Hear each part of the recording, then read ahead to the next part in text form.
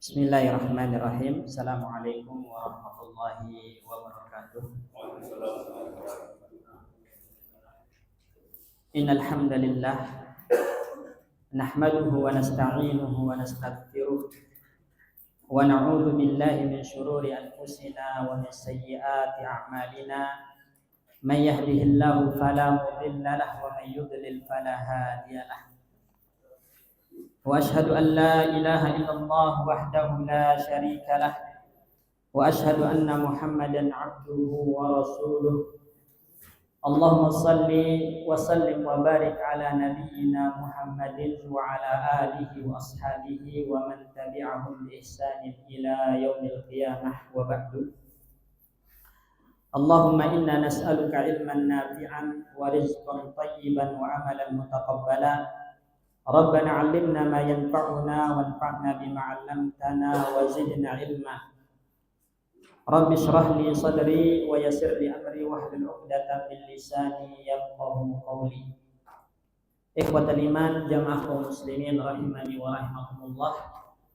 Alhamdulillah, malam hari ini kita bersyukur kepada Allah Subhanahu wa taala yang telah menggerakkan hati kita serta memberikan hidayah dan taufik kepada kita hingga kita bisa meluangkan waktu kita untuk hadir di majelis ilmu. Karena sebaik-baik cara menghabiskan waktu berharga kita adalah hadir di majelis ilmu. Al-Imam Nawawi rahimahullahu taala dalam syarah Sahih Muslim pernah mengatakan, sesungguhnya cara terbaik seseorang itu untuk menghabiskan waktu berharga mereka adalah talabul ilmi, menuntut ilmu. Sahabat Ali bin Abi Thalib radhiyallahu anhu sebagaimana dinukilkan oleh Imam Ibnu Hajar Al-Asqalani rahimahullahu taala. Beliau mengatakan, "Man kana fi talabil ilmi kanatil jannatu fi talabihi." Barang siapa yang senantiasa terus belajar menuntut ilmu, maka surga yang akan mencarinya. Wa man kanat fi talabil maksiyah, tapi sebaliknya barang siapa yang dia lebih senang mencari kemaksiatan, kelalaian, kedurhakaan, kanatin naru fi talabihi, neraka yang mencarinya, kata sahabat Ali bin Abi Thalib radhiyallahu. Dan ini selaras dengan sabda Rasulullah sallallahu alaihi wasallam, "Man salaka tariqan yaltamisu fihi ilman, sahalallahu lahu bihi tariqan ilal jannah." Hadis yang sering kita dengar. Jadi ketika kita keluar dari rumah kita, melangkahkan kaki hadir di majelis ilmu, insyaallah Allah mudahkan jalan kita menuju surga. Dan orang yang hadir di majelis ilmu, ikhwatal iman, itu tidak akan pernah rugi. Pasti Allah Subhanahu wa taala berikan kemuliaan menjadi penuntut ilmu. Enggak ada ruginya orang hadir di majelis ilmu, paham ataupun tidak. Pertama, setiap langkah kakinya menuju majelis ilmu itu akan menjadi penggugur dosa, pengangkat derajatnya di sisi Allah Subhanahu wa taala. Yang kedua, duduknya di majelis ilmu itu akan membuat dirinya terhindar dari kemaksiatan kepada Allah Subhanahu wa taala. Karena mata, telinga, kaki, tangan sibuk dengan ilmu. Ketiga, duduk di majelis ilmu akan membuat dia mendapatkan rahmat Allah Subhanahu wa taala. Sebagaimana dalam hadis, ya, Nabi mengatakan, "Majtama'a qaumun fi baitin min buyutillah", tidaklah sebuah kaum berkumpul di salah satu rumah dari rumah-rumah Allah, illa nazalat alaihimus sakinah wa ghasyiyatuhumur rahmah. Allah turunkan ketenangan di tengah mereka, Allah liputi mereka dengan rahmatnya. Pasti mendapatkan rahmat Allah Subhanahu wa taala.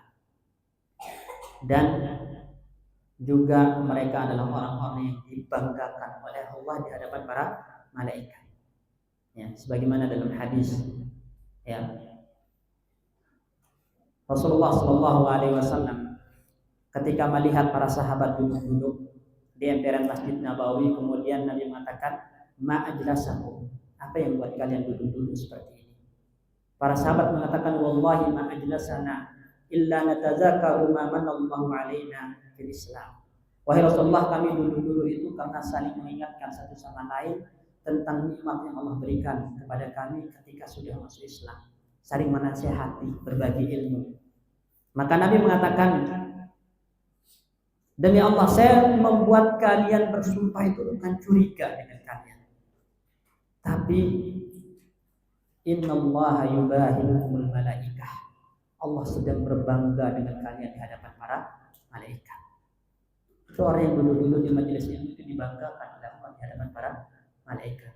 Makanya dalam hadis wa dzakarahumullahu fiman indah, gitu kan, Allah sebut-sebut orang yang ada di majelis ilmu di hadapan para malaikat-malaikat yang mulia.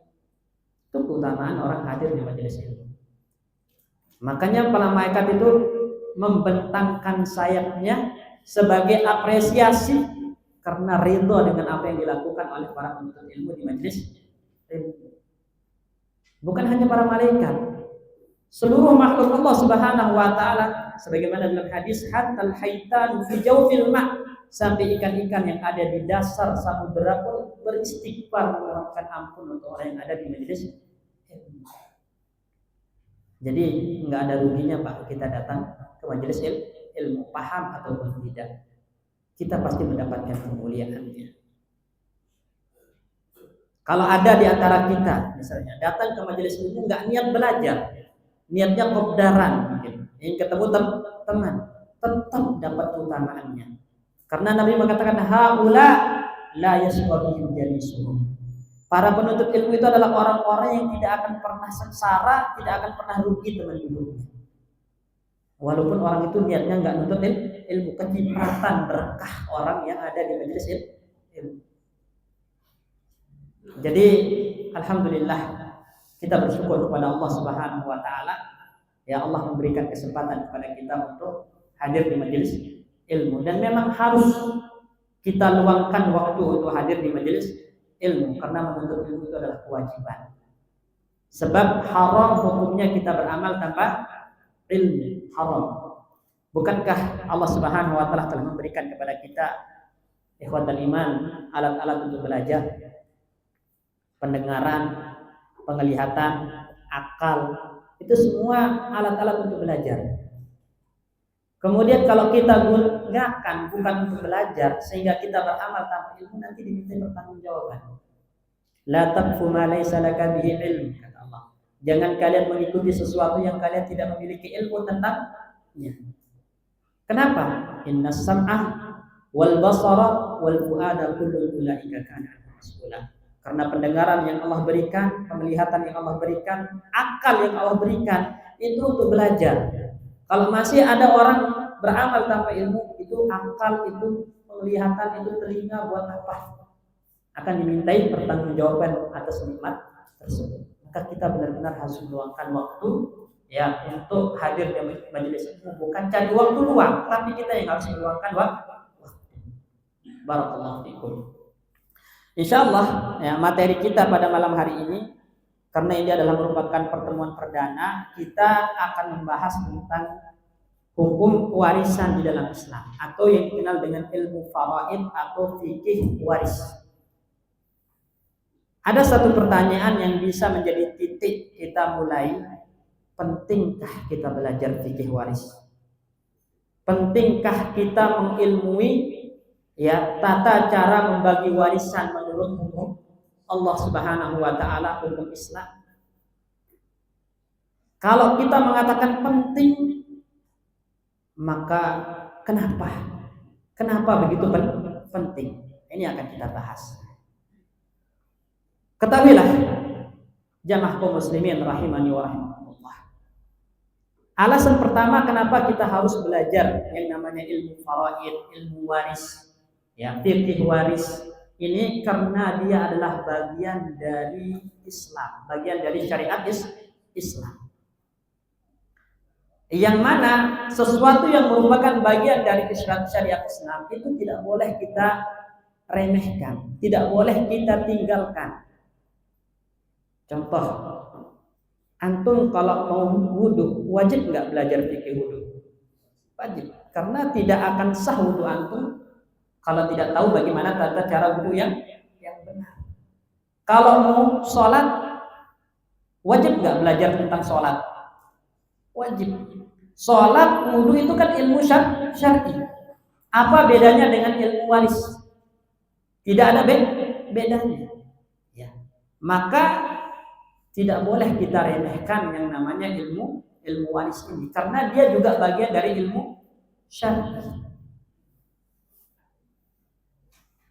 Oleh karena itu, di dalam surat Al-Maidah ayat 14, Allah Subhanahu wa taala menggambarkan tentang bagaimana ya Allah menjadikan orang-orang yang meninggalkan ilmu syar'i, meninggalkan sesuatu yang Allah wajibkan, perintahkan kepada mereka, itu apa efeknya, itu Allah sebutkan.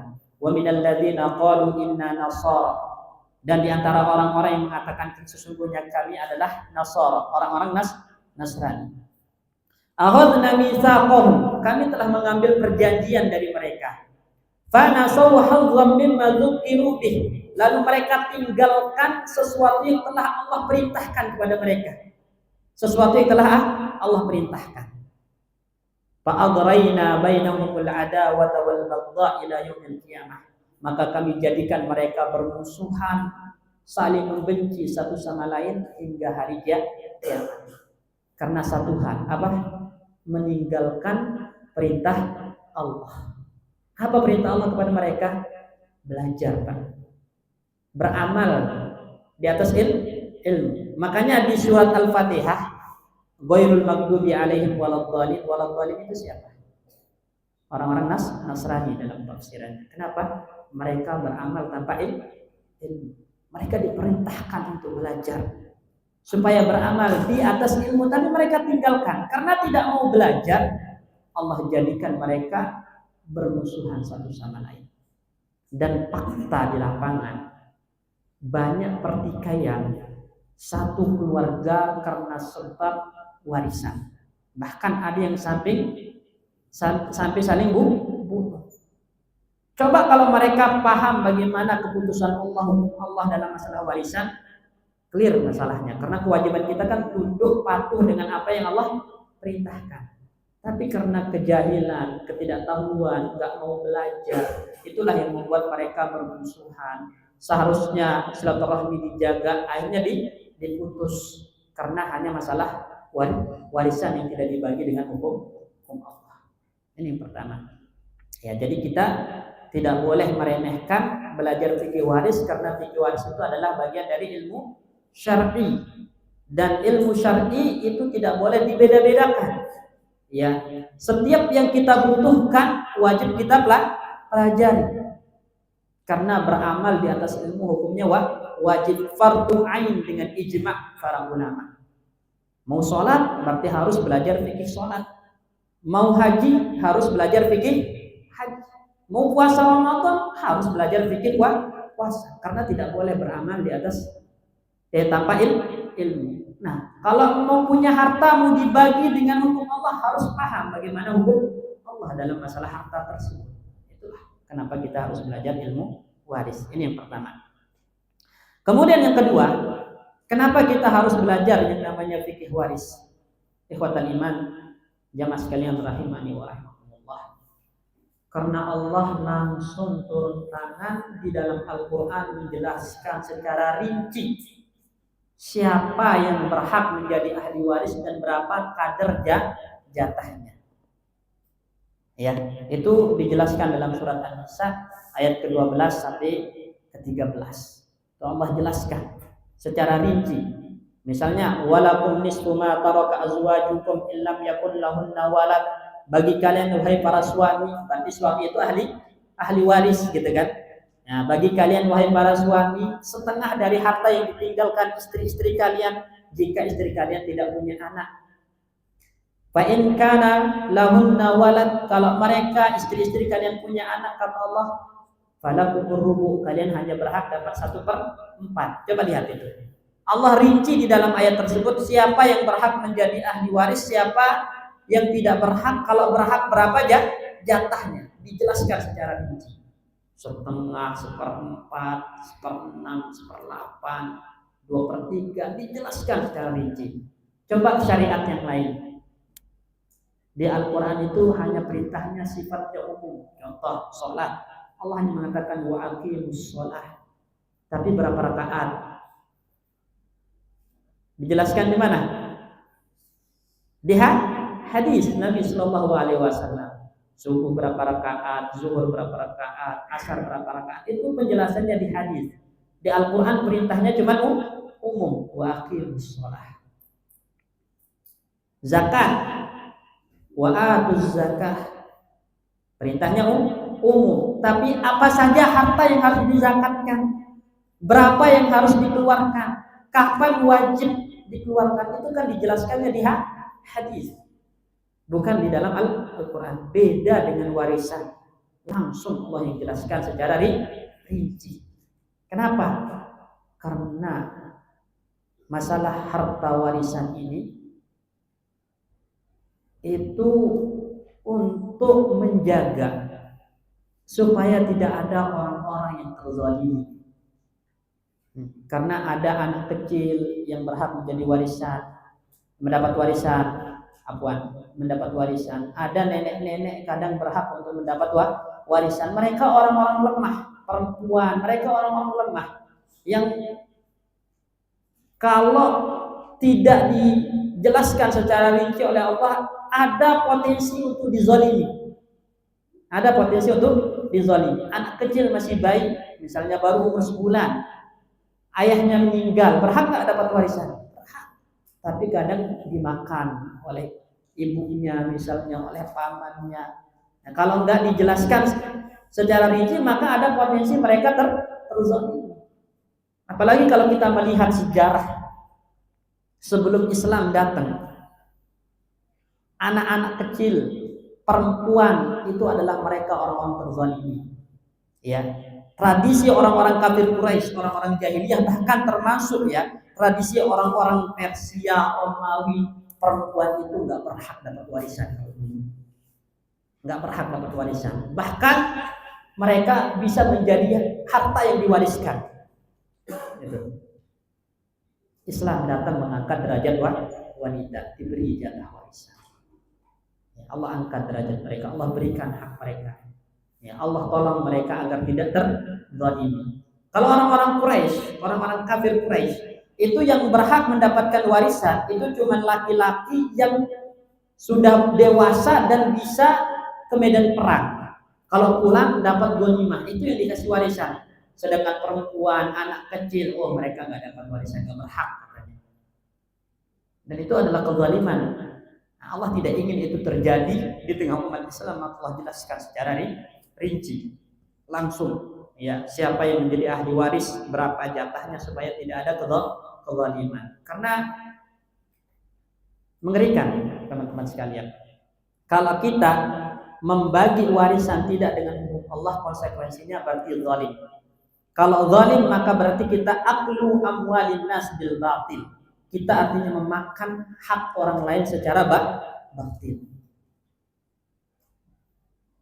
Antum tahu hal yang pertama kali membusuk di alam kubur dari anggota badan kita? Perut. Dalam hadis Nabi mengatakan kullu lahmin nabata min haram fannaru aula bih. Setiap daging yang tumbuh dari harta haram, neraka yang paling berhak atas dirinya, kata Rasulullah SAW. Makanya dulu para sahabat itu sangat takut yang namanya makan harta haram.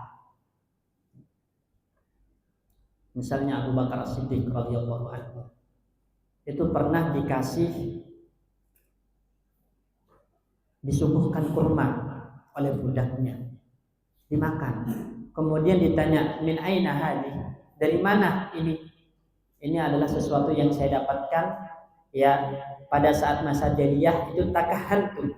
Ya, saya dulu pada masa jahiliyah itu jadi paranormal, dukun gitu kan. Nah, ini upah yang saya dapatkan. Langsung dikorek ya mulutnya sama sahabat Abu Bakar supaya dimuntahkan karena takutnya makan harta haram.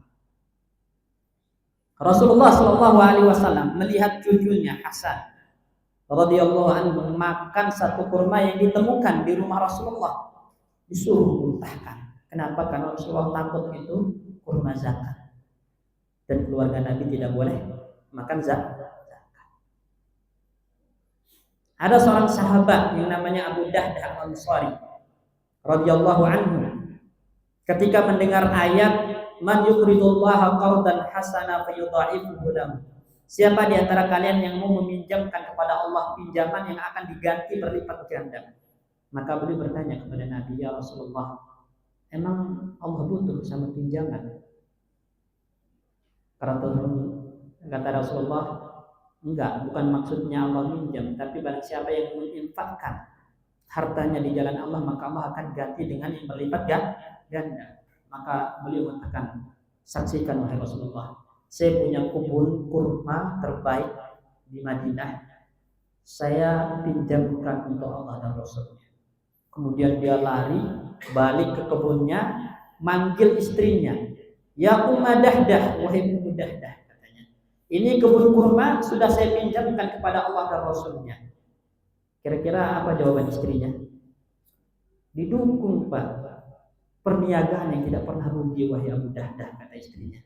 Dan sekarang aku punya rumah 2 dan yang saya wakafkan satu rumah ini untuk apa? Jadi rumah Quran untuk yatim piatu. Marah istrinya, kok ngomong-ngomong Pak, gitu kan? Kalau ini Abu Dahdah, perniagaan yang tidak pernah rugi, wahai Abu Dahdah, katanya. Kemudian dia lihat anaknya yang masih kecil ngambil satu kurma yang jatuh itu masih di kebun, dimakan, disuruh muntahkan. Apa alasannya? Takut anaknya makan hal yang bukan haknya lagi. Karena ini kebun kurma sudah dipinjamkan kepada Allah dan Rasul. Lihatlah bagaimana dulu para sahabat sangat takut yang namanya harta haram. Nah, orang sekarang ya tidak peduli dengan hak orang lain, berebutan harta waris, ingin bagaimana caranya dia lebih untung, tanpa peduli orang lain haknya dirampas atau tidak. Dan itu konsekuensinya aklu amwalin nas bil batil, memakan harta orang lain, hak orang lain dengan cara batil. Walaupun yang memberikan wasiat adalah mayit misalnya, ntar kalau mati ini harta dibagi rata aja, itu nggak boleh dilaksanakan. Kenapa? Karena melanggar hukum Allah. Semuanya udah punya kadar jatahnya. Ya. Coba bayangkan kalau orang yang misalnya dia tahu seandainya dibagi dengan hukum Allah jatahnya lebih banyak, tapi karena gara-gara dibagi rata berkurang. Kalau dia tahu kira-kira ridho atau ikhlas, belum tentu kan. Berbeda ceritanya kalau dia ridho, tapi kalau nggak ridho, itu pengadilannya ada di hadapan Allah. Karena kita memakan atau mengambil hak yang bukan hak kita, itu kita ambil secara batil. Barakallahu fikum. Ini kenapa Allah langsung turun tangan menjelaskannya secara ini. Kemudian yang ketiga, kenapa kita harus belajar fikih waris? Karena Allah Subhanahu wa taala menjadikan ya fikih waris atau membagi warisan dengan hukum Allah itu sebagai batasan. Batasan Allah yang tidak boleh dilanggar, yang tidak boleh diterjang. Ya, contoh misalnya Pak. Ya, analoginya. Antum kalau mau masuk negara orang itu kan lewat perbatasan. Ada bordernya. Antum harus di-stamp dulu kan, diberi izin dulu baru masuk. Kalau nggak diberi izin, antum masuk secara ilegal, melanggar peraturan. Berhak nggak untuk dapat hukuman sanksi dari negara tersebut? Berhak. Antum dideportasi, didenda dan semacamnya. Nah, Allah juga punya bordernya. Allah punya batasan-batasan yang tidak boleh dilanggar, tidak boleh diterjang.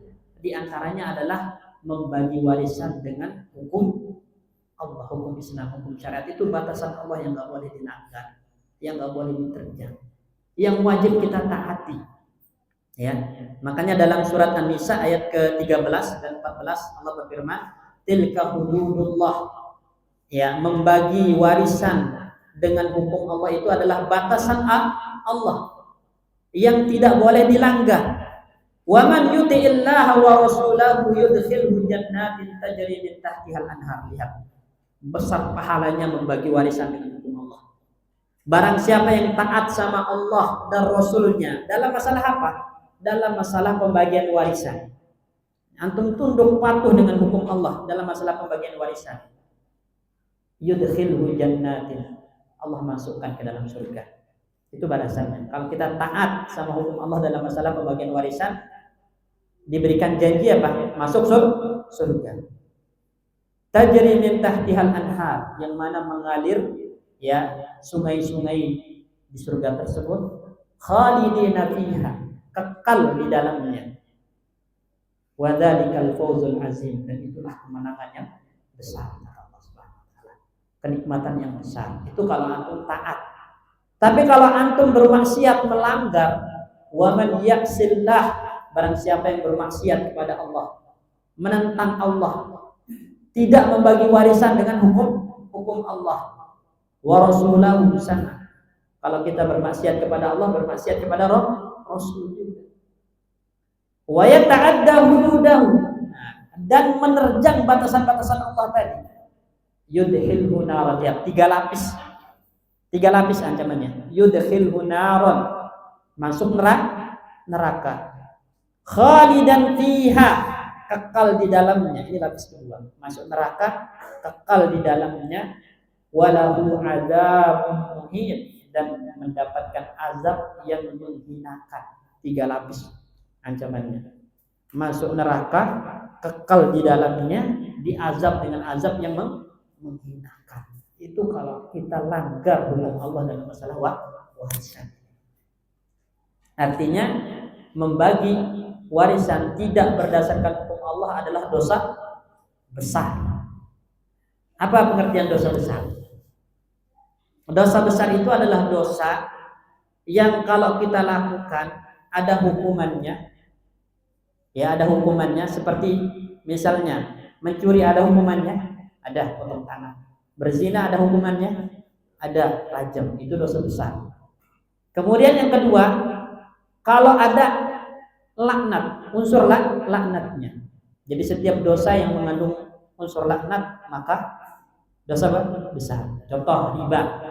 Kan dalam hadis Nabi mengatakan la'anallahu akilar riba. Allah melaknat orang yang makan riba. Ya kan? Wa mukilahu, dan seterusnya. Berarti riba itu dosa besar karena ada unsur laknatnya. Kemudian yang ketiga, dosa yang mendapatkan ancaman dengan siksaan. Itu dosa besar. Kayak membagi harta warisan tidak dengan hukum Allah, ada ancamannya, ada, bahkan berlapis. Neraka jahanam, kekal di dalamnya, azab yang menghinakan. Dosa besar.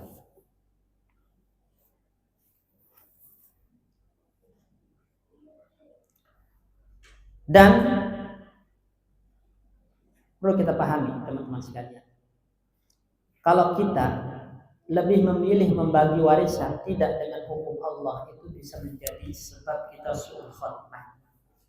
Su'ul khatimah disebutkan dalam hadis ya yang diriwayatkan oleh Imam Ahmad dari sahabat Abu Hurairah radhiyallahu anhu. Nabi sallallahu alaihi wasallam bersabda, inna rajula la ya'malu bi amali ahli khair 70 sanah. Ada orang beramal dengan amalan orang soleh selama 70 tahun. Fa idza awsa khafa fi wasiyatihi. Kalau dia memberikan wasiat, dia takut ya dalam wasiatnya itu. Artinya dia memberikan wasiat yang baik-baik, tidak wasiat yang buruk, karena ada unsur ketakutan kepada Allah Subhanahu wa taala. Ya. Tapi apa? Di sini fa iza awsa hafa, hafa bukan kha. Hafa fi wasiyatihi, hafa bil haq bukan kha. Itu hafa itu artinya jafa fi wasiyatihi. Zalim dalam wasiatnya. Jadi zalim dalam wasiatnya. Wasiat itu kan sesuatu yang ditunaikan setelah mati. Itu namanya wasiat. Wasiat itu adalah sesuatu yang harus ditunaikan setelah mati. Nah, misalnya wasiat, nah nanti kalau saya mati dibagi rata aja ya. Nah, itu kan ya peninggalan saya. Atau nanti yang ini buat kakakmu, yang itu buat adikmu, yang ini buat ya pamanmu dan seterusnya misalnya. Tidak sesuai dengan hukum Allah. Kalau tidak sesuai dengan hukum Allah, pasti itu pembagian yang zalim, pasti pembagian yang zalim. Itu hafa wasiat. Maka Nabi mengatakan fayuhtabu lahu bi syarri amalihi. Allah tutup akhir hidupnya dengan amalan terburuk, amal yang buruk. Fayadkhulun nar, maka masuk neraka. Waliyadzubillah. Kemudian wa inna rajula la ya'malu bi amali ahli syarr. Ada orang beramal dengan amalan ahli maksiat. 70 sanah, 70 tahun. Fayadilu fi wasiyatihi, tapi dalam wasiatnya adil. Misalnya nanti kalau saya mati, harta harus dibagi dengan hukum Islam. Ini wasiatnya. Fayuhtamu lahu bi khairi amali, maka itu diakhiri hidupnya dengan amal soleh, amal baik. Sebab hal itu fayadkhulul jannah, maka masuk surga. Kemudian Abu Hurairah radhiyallahu anhu ketika menjelaskan hadis ini, beliau mengatakan, silakan baca jika kalian mau firman Allah Subhanahu wa taala dalam surat An-Nisa ayat 13 dan 14 tadi. Di situ terdapat kapan orang itu dikatakan mengakhiri hidupnya dengan amalan buruk, kapan dikatakan mengakhiri hidupnya dengan amalan soleh sehingga masuk surga dan masuk neraka. Jadi ketika dia mati, dia dalam kondisi melanggar batasan Allah. Kalau dia berwasiat, ya membagi hartanya tidak dengan hukum Allah, itu kan sebuah kezaliman. Makanya di situ ya bisa menyebabkan su'ul khatimah. Ini.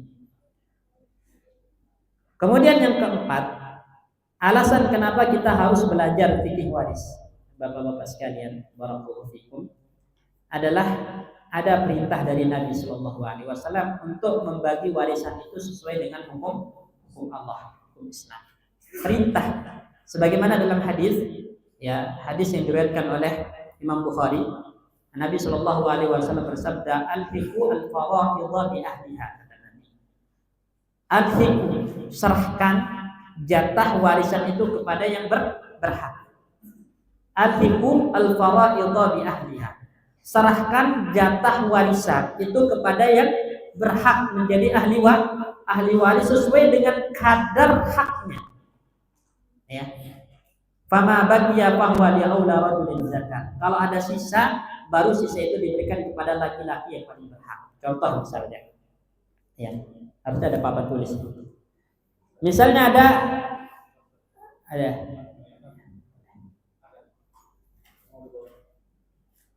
misalnya contohnya ya, ada mayit meninggalkan ibu, anak perempuan sama bapak. Mungkin nggak kasus ini? Mungkin, ya kan?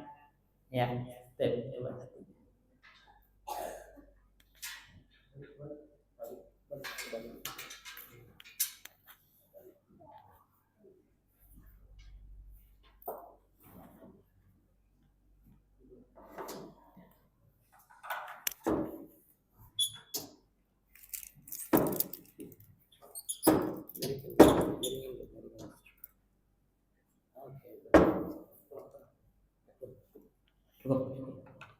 Misalnya kasusnya teman-teman sekalian, barakallahu fikum.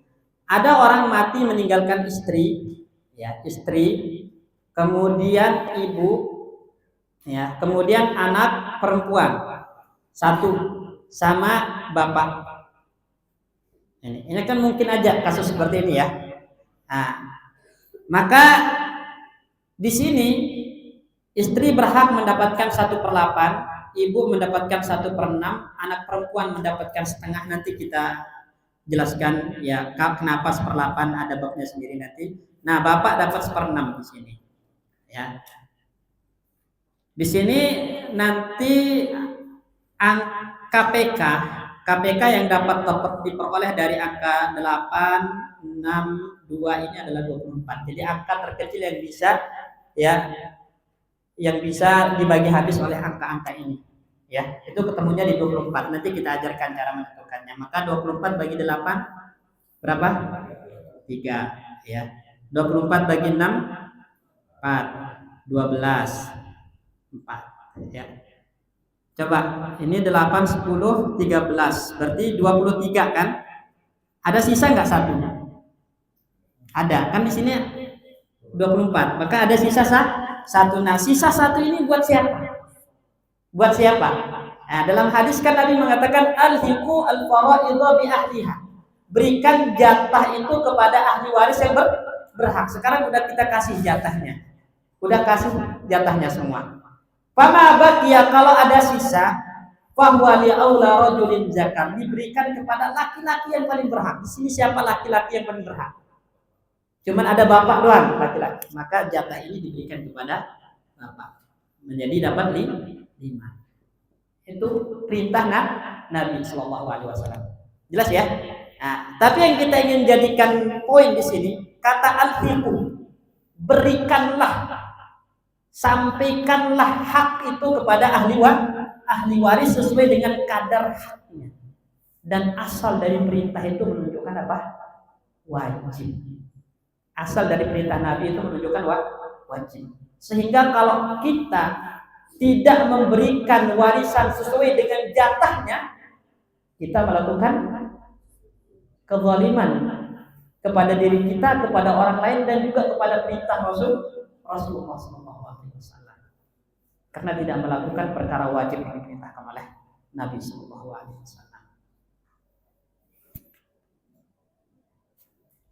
Azan dulu silakan.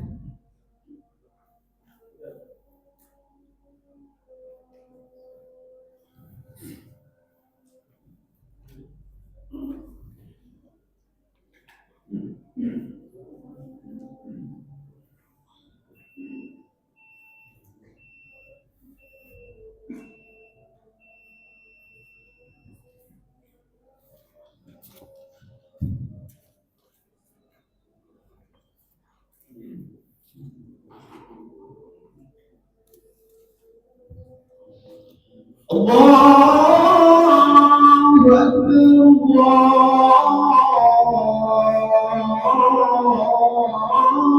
Akbar.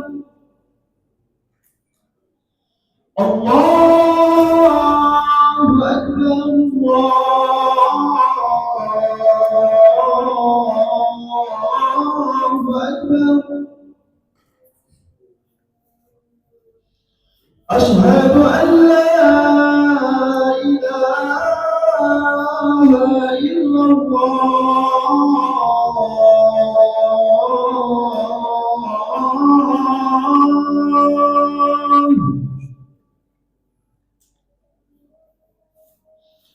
أشهد أن لا إله إلا الله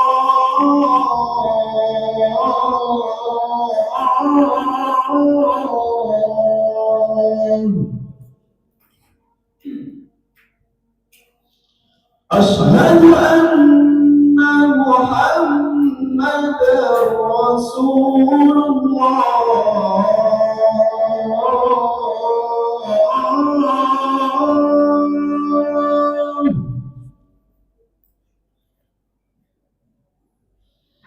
أشهد أن محمدا رسول الله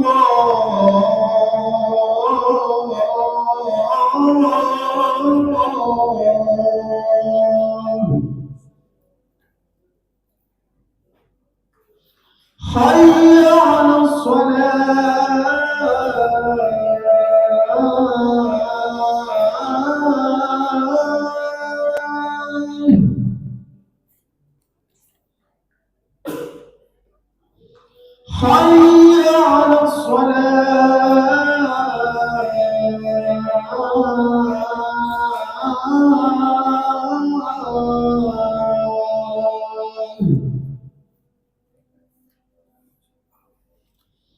حي على حي على حي على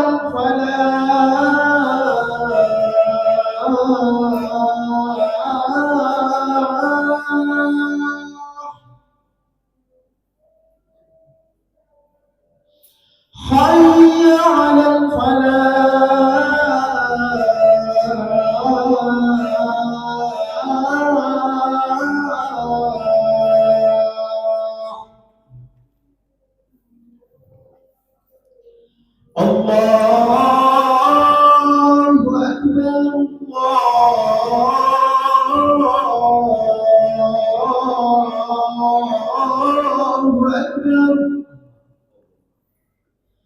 La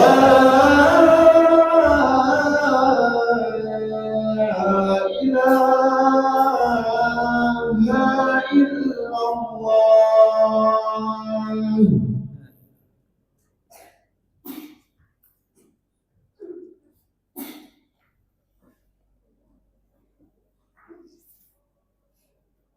Baik.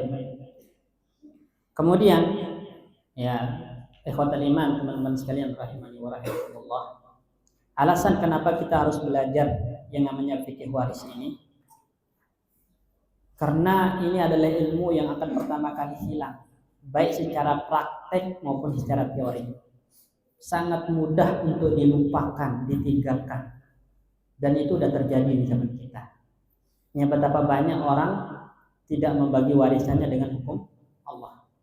Dan ini selaras dengan hadis, walaupun dalam sanadnya ya dilemahkan oleh sebagian para ulama, tapi ini ya bimajmu' turuqihi, dengan jalurnya yang banyak itu bisa naik derajatnya ke hasan, yaitu ta'allamu al-fara'idha, kata Nabi. Belajarlah kalian ilmu faraid, wa'allimuhan nas, dan ajarkan kepada orang lain. Jadi belajar dan ajarkan. Fa innahu nisful ilmi, karena ilmu faraid ini adalah separuhnya ilmu. Separuh ilmu maksudnya apa? Ada ilmu yang dibutuhkan ketika orang itu hidup, ada ilmu yang dibutuhkan ketika dia meninggal. Ya. Nah, ilmu yang dibutuhkan ketika dia meninggal ini adalah ilmu waris. Ilmu waris. Makanya dibagi dua oleh Nabi ilmu, yaitu ilmu yang dibutuhkan ketika hidup, ilmu yang dibutuhkan ketika sudah wafat. Nah, separuhnya adalah ilmu faraid ini, karena dibutuhkan ba'dal maut, setelah mati. Dan semua orang di antara kita akan mengalaminya, Pak. Akan mengalami yang namanya meninggal. Maka kita butuh kepada ilmu faraid ini supaya kita meninggal pun masih menjalankan syariat Allah Subhanahu wa taala. Wa yunsa, dan ilmu yang akan dilupakan, kata Nabi. Ilmu yang akan ditinggalkan, ilmu ini, baik secara teori maupun secara praktek. Wa huwa awwalu syai'in yunzamu min ummati, dan ini adalah hal yang pertama kali dicabut oleh Allah dari umatku. Prakteknya dicabut. Banyak orang yang melalaikannya. Ya. Sampai-sampai ya dalam hadis yang disebutkan ada orang berselisih dalam masalah warisan. Dia tidak menemukan siapa yang bisa menjadi penengah di antara mereka, karena ilmu ini sudah tidak dipelajari lagi. Jangankan ya yang udah belajar, kalau nggak diulang-ulang pun akan lupa, karena begitu cepatnya ilmu ini terlupakan. Ini fakta. Nah, makanya setidaknya dari keluarga besar antum itu harus ada yang ngerti, supaya gugur kewajiban ya belajarnya, fardu kifayahnya gugur. Karena kalau semua orang di keluarga besar kita nggak ada ngerti waris, nggak ada tahu hukum membagi warisan dengan hukum Islam, akhirnya dibagi rata, dibagi dengan hukum adat, kira-kira semuanya berdosa nggak di keluarga itu? Berdosa. Tapi kalau ada yang ngerti, oh nggak boleh dibagi kayak gini, harus dibagi dengan hukum Allah, gugur kewajiban. Bahkan kalau ada dalam satu kampung nggak ada yang belajar, itu bisa dosa semua. Penting, ya. Dan ini adalah merupakan ilmu yang dibutuhkan, ilmu yang menjadi solusi. Ya, dalam ayat Al-Qur'an, dalam surat Al-Anfal, Allah Subhanahu wa taala berfirman, illa taf'aluhu takun fitnatun fil ardi wa fasadun kabir. Jika kalian tidak melakukannya, maka akan terjadi fitnah dan kerusakan yang besar di atas muka bumi. Jika kalian tidak melakukannya, kata Allah, maka akan terjadi kerusakan dan fitnah ya yang besar di atas muka bumi. Sahabat Abdullah bin Abbas radhiyallahu anhu ketika mentafsirkan ayat ini, beliau mengatakan apa? Illa taf'aluhu illa tuqsimul miras. Ya, jika kalian illa tuqsimul miras, jika kalian tidak membagi harta waris dengan hukum Allah, kata beliau, takun fitnatun fil ardi wa fasadun kabir, maka akan menjadi fitnah dan kerusakan yang besar di atas muka bumi. Jadi tidak membagi warisan dengan hukum Allah itu menjadi sumber kerusakan, sumber fitnah. Dan itu fakta. Betapa banyak ya orang bertikai, ya bahkan saling membunuh, menumpahkan darah karena warisan yang tidak dibagi dengan hukum Allah.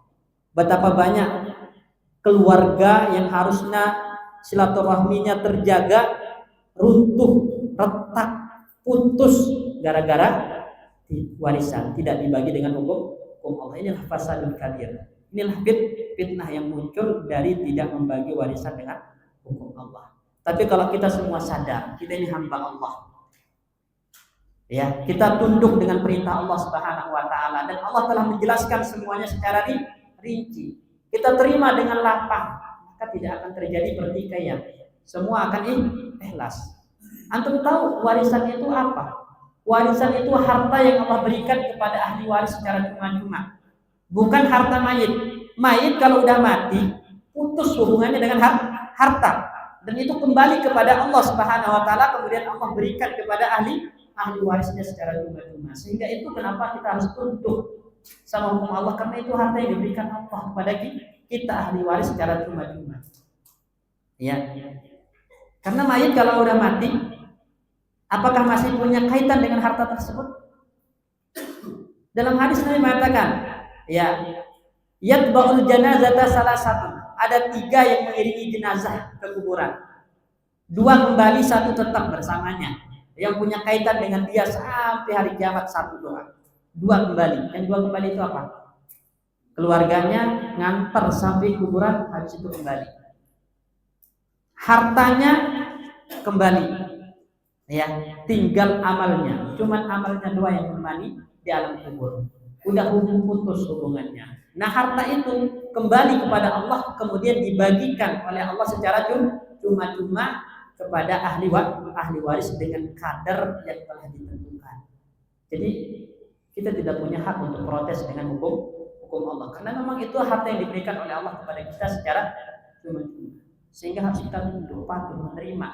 Ya, jadi kalau ada orang yang mempertanyakan, misalnya kok laki-laki selalu jatahnya lebih banyak daripada wanita, itu udah ketetapan Allah, ya kan?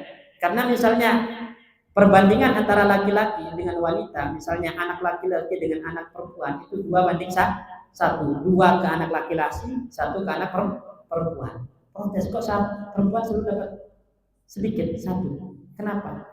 Pertama, itu hukum Allah, harta yang Allah berikan, dan Allah itu maha adil. Kedua, dengan datangnya Allah, dengan datangnya syariat Islam, wanita diangkat derajatnya. Dulu, ya, wanita itu nggak berhak dapat warisan. Di syariat manapun dulu wanita nggak berhak dapat warisan. Ya, bahkan mereka itu dizalimi. Tapi Islam datang mengangkat derajatnya. Ini alasan kedua. Ketiga, kenapa jatah perempuan lebih sedikit? Karena mereka mendapat nafkah, Pak. Ya kan? Kalau perempuan menikah, dapat nafkah dari suaminya, suami nggak boleh makan harta istri tanpa izin, nggak boleh nyentuh harta istrinya tanpa izin. Sedangkan harta suami akan berkurang karena menafkahi. Dan Allah maha adil. Coba bayangkan, ini anak laki-laki kalau nikah hartanya akan berkurang karena dia harus menafkahi istri, anaknya kan. Sedangkan istri kalau dapat satu itu tidak akan pernah berkurang karena tidak akan diambil oleh orang lain. Itu hak dia, suami aja nggak boleh nyentuh kecuali istri izinkan. Dan Allah maha adil.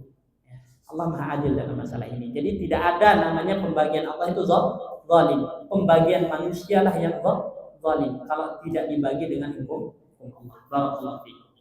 Insyaallah nanti kita lanjutkan ya pada pertemuan selanjutnya terkait tentang kita harus memahami nanti perbedaan antara warisan, hibah dengan wasiat. Karena ini banyak yang mencampur adukan. Ya, misalnya kalau sebelum mati udah dibagi, apakah itu namanya warisan atau hibah, gitu kan? Apa konsekuensinya? Nah, itu dibahas nanti pada pertemuan selanjutnya insyaallah. Barakallahu fiikum. Kita tutup dengan doa. Kalau ada pertanyaan mungkin nanti ya pertemuan selanjutnya ditulis lewat kertas saja ya. Syukur. Assalamualaikum warahmatullahi wabarakatuh.